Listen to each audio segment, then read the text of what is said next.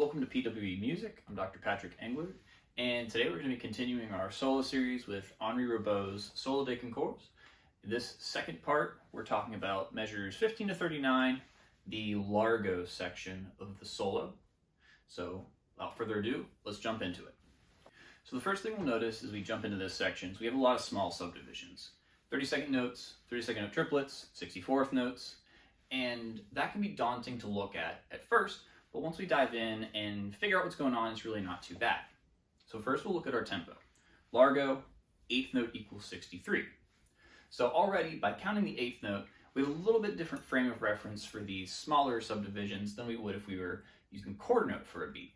So because we're counting the 8th note, we'll use 30-second notes as an example. Proportionally, we'd count those 30-second notes with an 8th note beat, similarly to how we'd count 16th notes to a quarter note beat. So we can extrapolate from there. It's kind of like we can remove a beam from everything and count it like we would with a quarter note beat.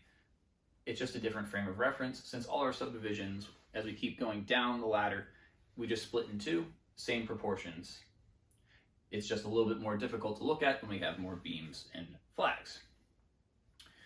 Moving on from there, we also want to look at how the notes are grouped. So depending on your edition, this may or may not be there.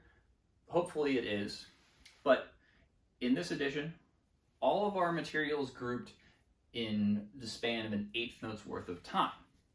So let's look at measure 15 where we start playing. So we can see on beat 1 we have an 8th note, and that's a little bit separate from everything else. And while the 8th note beam carries through the measure, we look at the 16th and the 32nd note beams, and we have beat 2 grouped together as a group of 4 30-second notes, and beat 3 grouped together as a group of 4 30-second notes. So we can see between the 4th and 5th, the G and the A 30-second notes, those beams separate to show a distinction between beats 2 and 3. And as we go on, we can see other examples of how this is set up so that the measure is divided into the groups of 1/8 notes of time. So another example would be measure 21, where we have 3 groups of a 16th note and 2 30-second notes. We don't have a beam running the whole way through the measure. We have a 16th note and 2 30-seconds, the second group of that, and the third group of that to show us where the downbeats are. And if we can find where the downbeats are, that really goes a long way towards helping parse out the rhythm of these individual measures. With all the different subdivisions in this section, it's important to keep in mind that we want them to all sound unique and distinct from the others in our performance. So the main way to ensure that we're doing this is to practice with the metronome. And as we found the downbeats to help us parse out these measures, we're going to use the metronome and help make sure that all these subdivisions sound unique. Going along with that metronome practice is the general idea here. We want to take a look at the accompaniment. So the accompaniment in this section is more metered than the previous section, and we have a pretty consistent 16th note pulse in the bass. This is going to continue all the way through this section until the last 6 measures or so, but we'll still have a consistent 8th note pulse at that point. So the accompaniment is very consistent. It's going to give you a good 16th note pulse. They'll help us stay in time, but we also want to work, before we get with the accompaniment, we want to work to make sure that we're staying consistent so that everything fits together as well as possible right away.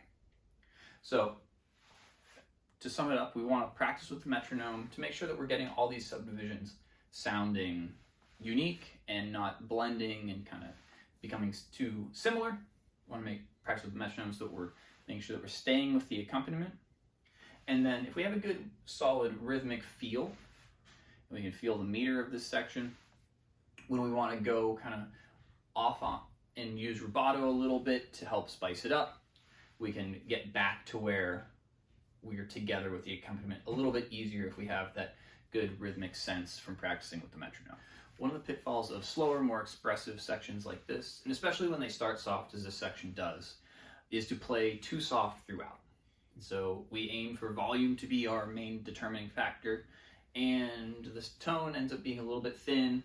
We have difficulty, especially when we go up to more extreme ranges, and our phrases aren't as connected and well supported. So rather than having volume be the defining factor, we want to make sure that a well-supported full clarinet tone is our main objective here. So this isn't to say we want to play loud. Piano can still be well-supported and full, and that's what we want to go for. If we can start with that as our floor and build up from there, then we'll have much greater success in achieving some of the things in this passage. So if we look at, such as measure 20, we go up to a high E flat. If we're well supported and we're playing with a full tone, that section is going to be much easier achieved. It's going to be a little bit smoother, and we're going to have less problems with that in performance in general. So rather than try to play too soft throughout, always go for well supported and full clarinet tone, make that piano, and build from there. In talking about the phrasing for this section, a big thing that we want to watch out for are the appoggiaturas. So an appoggiatura is when we move by a leap in one direction and then back and resolve and step in the opposite direction. And some examples of this figure are throughout this entire section, but we want to look at measures 15 and 16, 19 and 20, measures 24, 26, or 35 to 37. And we can see this figure in these measures, and this is one that we really want to push through that leap and that resolution in the opposite direction. And this is going to be important so we don't let the phrase stall. And we want to keep, as with everything, we want to keep moving forward. Even though it's slow, we don't want to let it fall back on its heels. We want to keep moving forward and pushing through these appoggiaturas. Not only will make for better phrases, but will help keep the motion moving forward. In addition to the appoggiaturas, we also want to push through the leaps in this section, whether that's just a leap in and of itself or an arpeggio. And again, we want to keep things moving forward, and pushing through these intervals will help that happen. So for examples of this, we could look at measures 29 to 31 or measures 34 to 35. And so we want to push through these leaps. Again, we don't want to pull back, because not only will it make it more difficult to play, it'll also keep our motion stalled. So we always want to move forward, push through these intervals, keep it well supported, and this will help keep the phrase moving ahead. As a final note on this section, we'll talk about the final note.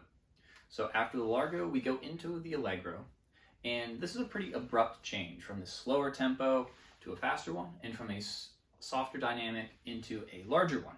So if we look at the final measure of the Largo, we've been decrescendoing.